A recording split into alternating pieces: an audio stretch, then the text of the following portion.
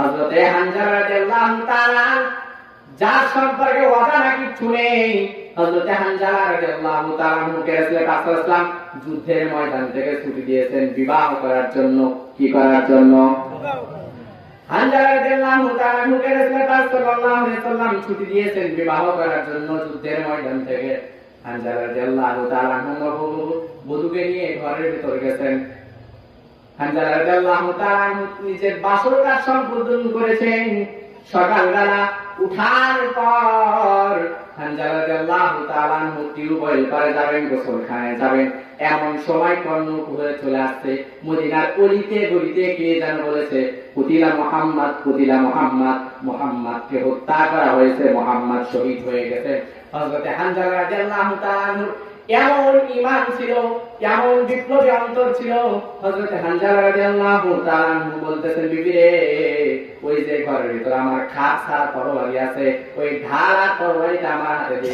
যে দেশে রাসূল বেঁচে নাই সেই দেশে আমি হানজালা থাকার কোনো অধিকার নেই। যে সমস্ত কাফির বেঈমানের বাচ্চারা আমার রাসূলকে শাহাদাত বরণ করিয়েছে, তাদেরকে শাহাদাত বরণ করে আমি হানজালাও শহীদ হতে চাই। বিবি বলতেছে, ও সাহেব, ও প্রাণের স্বামী, আপনি আপনারা আটকাতে চাই না, তবে আপনার একটা কথা বলতে চাই।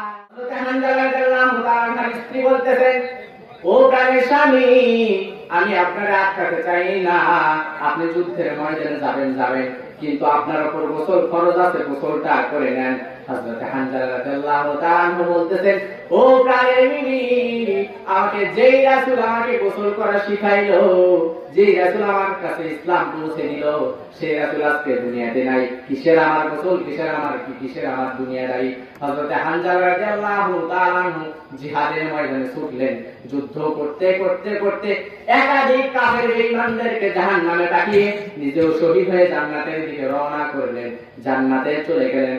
হযরত হানজালা রাদিয়াল্লাহু তাআলার স্ত্রী হাতে মেহেদি নিয়ে যুদ্ধের শেষে যুদ্ধের ময়দানে এসে রাসূল পাক সাল্লাল্লাহু আলাইহি ওয়াসাল্লামকে বলতেছেন, ইয়া রাসূলুল্লাহ, ইয়া হাবিবাল্লাহ, নবী গো, ইয়া রাসূলুল্লাহ, আমি আপনার প্রিয় সাহাবী হানজালার স্ত্রী, ইয়া রাসূলুল্লাহ, আপনি মৃত্যুবরণ করেছেন। এই খবর শোনার পর হযরত হানজালা আপনাকে আপনার মৃত্যুর প্রতিশোধ নেওয়ার জন্য যুদ্ধের ময়দানে চলে আসছে, তার উপর গোসল ফরজ হয়েছে। ইয়া রাসূলুল্লাহ, আপনি ফতোয়া দিয়ে দিয়েছেন যারা আল্লাহর রাস্তায় শহীদ হবে তাদেরকে কোনো গোসল নাই, তাদেরকে কোনো গোসল নাই, তাদেরকে বিনা গোসলে তাদেরকে দাফন দিয়ে দাও, যেন রক্ত মাখা শরীর নিয়ে আল্লাহর সামনে দাঁড়াইতে পারে। ইয়া রাসূলুল্লাহ, আপনি বলে দিয়েছেন শহীদদের কোনো গোসল হবে না। ইয়া রাসূলুল্লাহ, আমির স্বামী হানজালার গোসল ফরজ হয়ে আছে, আপনি দয়া করে তাকে একটু গোসল করে দেন।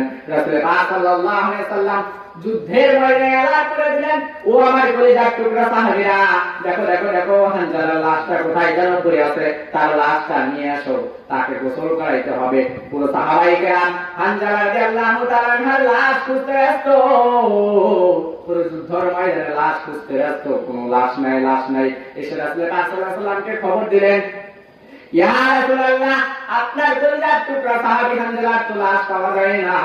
ইয়া রাসূলুল্লাহ, হানজালার তো লাশ কোথাও নাই। রাসূল পাক সাল্লাল্লাহু আলাইহি ওয়াসাল্লাম ডিপ্রেশনের ভিতরে পড়ে গেলেন, চিন্তায় পড়ে গেলেন, আরে আমার হানজালার লাশ কি হয়ে গেল, আমার হানজালাকে কি প্রতিপক্ষ শত্রুরা ধরে নিয়ে গেল নাকি, আমার হানজালাকে হত্যা করে কোথাও পুঁতে ফেলে দিল, আমার হানজালার লাশ কোথায়?